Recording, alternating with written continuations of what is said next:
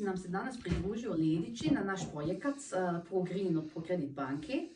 Mi smo danas sadili nekoliko jelki mali sa djecom i ti si došao da za nas kuhaš grah. Zašto si ti odlučio da kuhaš grah za nas? Pa odlučio sam da kuham grah jer je to nekako možda i najpopularnije jelo na Balkanu, najbliže našim nepcima.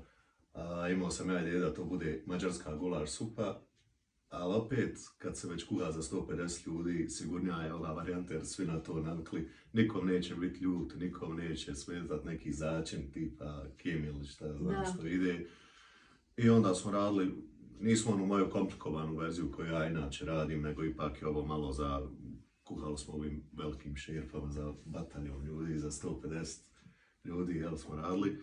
I tu je išao onaj klasični grah s kobasicama. Jednostavnija verzija. Danas je bilo jako puno djece, znači mi smo radili ovaj event sa djecom. One znači to voli i malo i veliko na Balkanu. Jesi ti sjećaš, možda se ne sjećaš po prvog graha, ali ko je kod tebe u familiji pravio grah što si ti volio kod dijete? Mama je pravila grah. Mislim da je grah bio prvo jelo koje sam ja jeo kad dijete prelazi iz hapice na hranu u drugom obliku, ja mislim da je moja prva bila grah.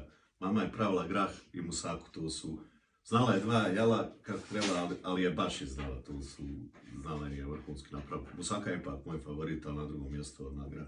Ok, sad ovaj projekat danas što se nam se ti pridružio i mi smo jako zahvalni za to, to je bilo tema je bilo održivost, normalno. Koliko je tebi bitno održivost? Pa ja se nadam da će kroz nekih, ne vjerujem sad da ću ja biti živ tada, ali tako treba da sve funkcioniše na ovom.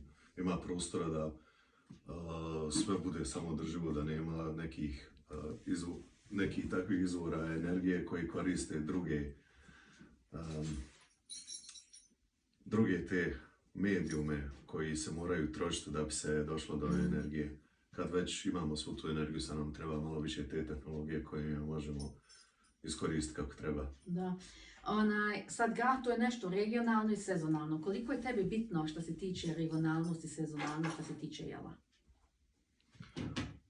Pa to meni toliko i nije bitno jer kod mene sve naopako. Ja poželim neko ljetno jelo u pozime i tako to, ali znam da drugim ljudima jeste. Ja sam danas kuhao za druge ljude i išao je grah, a kod mene tamo kući vjerovatno će se jest neka grčka salata ili tako.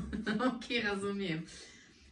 Ja normalno pojedem pola tanjira, danas sam pojela 2, znači to već sve govori koliko je bio dobar.